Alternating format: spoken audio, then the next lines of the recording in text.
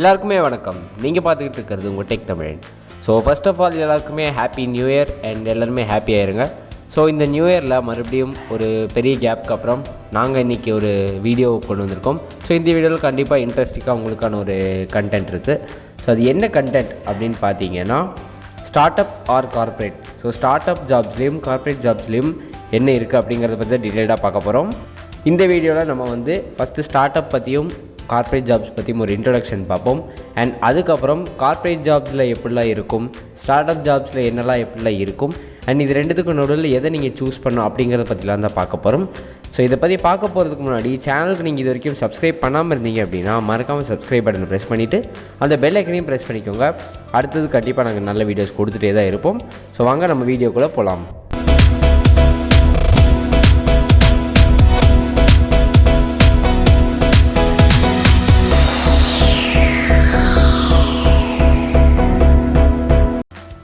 So ஜென்ரலாகவே நீங்கள் இன்னும் ஒரு கார்ப்பரேட் ஜாபில் தான் இருக்கீங்களா? இன்னும் நீங்கள் அந்த 9 to 6 ஒர்க் தானா? இன்னும் நீங்கள் இந்த ட்ரெடிஷ்னல் ஒர்க் ஃபார்மேட்டில் தான் இருக்கீங்களா? நான் ரொம்ப ப்ரொடக்டிவாக இருக்கேன் அப்படியே தான் நீங்கள் இருக்கீங்க அப்படின்னா, பீப்புள் உங்களை பார்த்து, அதாவது மக்கள் உங்களை பார்த்து என்ன சொல்லுவாங்க அப்படின்னா, அவ்வளோதான், இவன் முடிஞ்சிட்டான், இவனோட ஐடி கெரியரே அவ்வளோதான், இப்படியே நாசமாயிரும் அப்படின்னு சொல்லுவாங்க. ஆனால் அப்படி கிடையவே கிடையாது. ஸோ கார்ப்பரேட்டில் இருந்தாலும் சரி, ஸ்டார்ட் அப்பில் இருந்தாலும் சரி, ஒர்க் லைஃபுங்கிறது பேலன்ஸ் பண்ண முடியும். ஸோ கார்ப்பரேட் ஜாப்ஸ்க்கும் ஸ்டார்ட் அப் ஜாப்ஸ்க்கும் உள்ள டிஃப்ரென்ஸ் என்னென்னு பார்க்க போகிறோம். அண்ட் இது ரெண்டுத்துக்கும் நடுவில் எதை நம்ம சூஸ் பண்ணணும் அப்படிங்கிறதையும் நம்ம இப்போ பார்க்க போகிறோம்.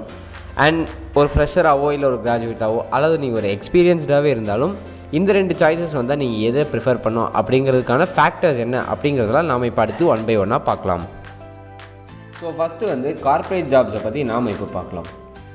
ஸோ கார்ப்பரேட் ஜாப்ஸ்னாலே ஜென்ரலாக ரொம்ப ஸ்லோவாக இருக்கும், ரொம்ப ட்ரெடிஷ்னலாக இருக்குமோ கார்ப்பரேட் ஜாப்ஸ்னால் இப்படிலாம் தான் இருக்கும். ஆனால் என்ன கார்ப்பரேட் ஜாப்னால் மொக்க போடுவாங்க, இதே மாதிரி லென்த்தாக போயிட்டே இருக்கும் அப்படின்னு தான் நம்மளாம் நினச்சிருப்போம். ஆனால் கார்ப்பரேட் ஜாப்புங்கிறது அப்படி கிடையாது. ஸோ கார்ப்பரேட் ஜாப்பில் நிறைய நல்ல விஷயங்கள் இருக்குது. ஸோ என்னென்ன இருக்குங்கிறத இப்போ 1 by 1 நம்ம லிஸ்ட் அவுட் பண்ணி பார்க்கலாம்.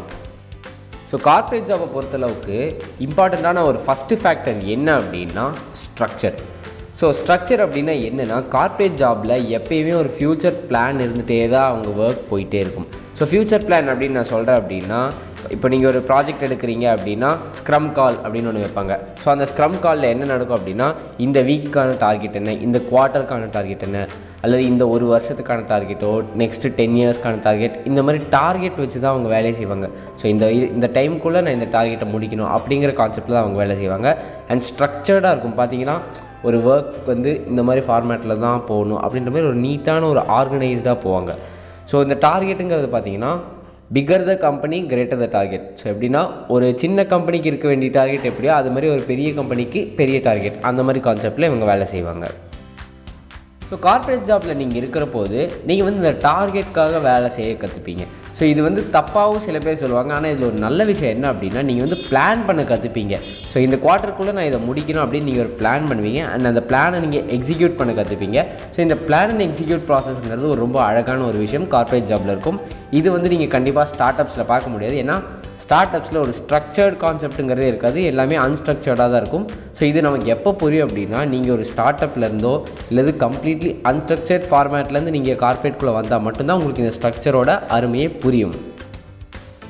கார்ப்பரேட் ஜாபில் இன்னொரு அழகான விஷயம் என்ன அப்படின்னா, ஒரு பெரிய ப்ராப்ளம் ஒன்று இருக்கும். ஸோ அந்த ப்ராப்ளமை மொத்தமாக அப்படியே உட்காந்து சால்வ் பண்ணுற ஃபார்மேட்டே அங்கே இருக்காது. ஸோ அந்த ஸ்ட்ரக்சர் எப்படி அங்கே யூஸ் பண்ணுவாங்க அப்படின்னா, ஒரு பெரிய ப்ராப்ளமை அவங்க குட்டி குட்டியாக பிரேக் டவுன் பண்ணுவாங்க. அதாவது அந்த ப்ராப்ளமை உடச்சி சின்ன விஷயமாக பார்த்து அந்த சின்ன விஷயத்தை கொஞ்சம் கொஞ்சமாக சால்வ் பண்ணி ஒரு சின்ன விஷயத்தையாக சால்வ் பண்ணால் ஒரு பெரிய ப்ராப்ளம் ஈஸியாக சால்வ் பண்ணிடும்.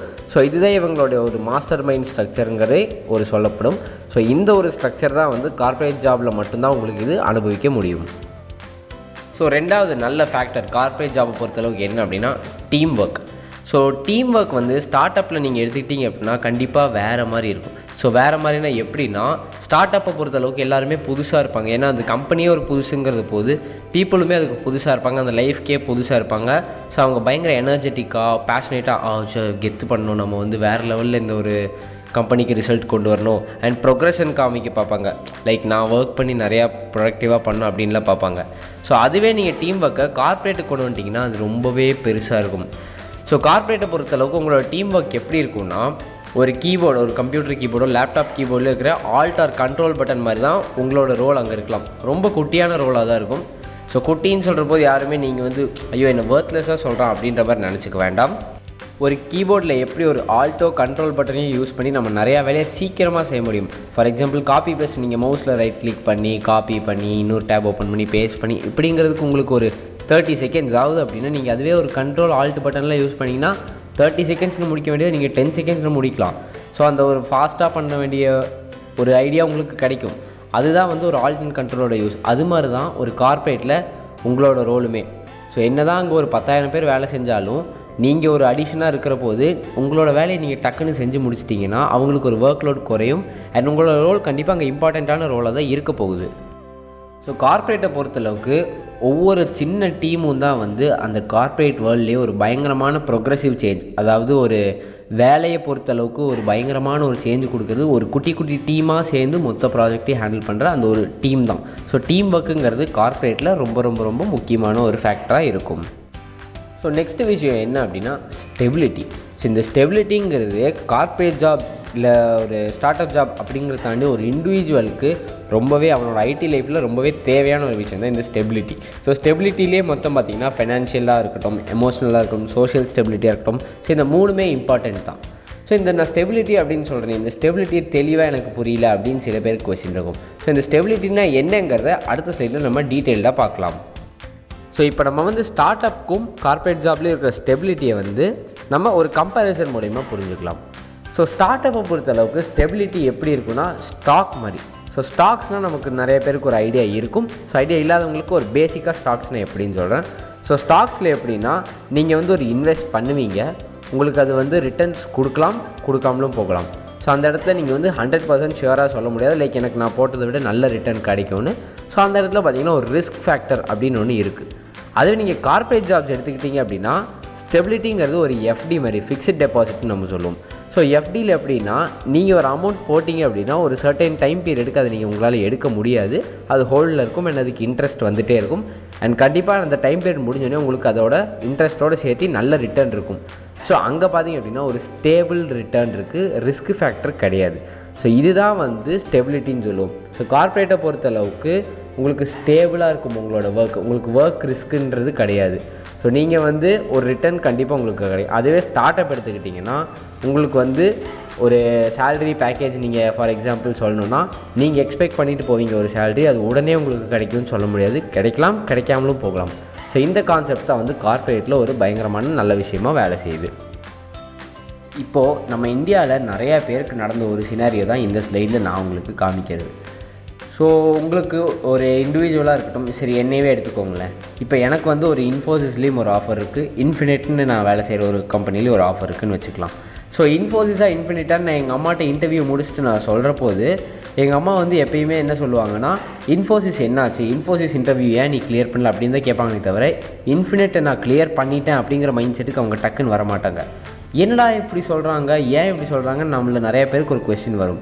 ஸோ அந்த கொஸ்டின் எதனால் அப்படின்னா, உலகத்தில் இந்தியாவில் பொறுத்தளவுக்கு நிறைய பேருக்கு தெரிஞ்சது இன்ஃபோசிஸ் ஆகட்டும், விப்ரோ, சிடிஎஸ், காக்னிசன்ட் இந்த மாதிரி கம்பெனிஸ்லாம் தான். ஸோ ஏன்னா இவங்களாம் வந்து ஸ்டேபிளான கம்பெனிஸ் இன்னித்த நிலைமையில். ஸோ இவங்களுக்கு வந்து ஒரு ஸ்டேபிளாக இவங்க வந்து 200 பேர் எடுப்பாங்க, அங்கே போனால் வேலை நிறையா இருக்கும், மிச்ச கம்பெனிலாம் போனால் எப்போ வேலையை விட்டு தூக்குவான்னு தெரியாது அப்படிங்கிற மைண்ட் செட்டில் இருப்பாங்க.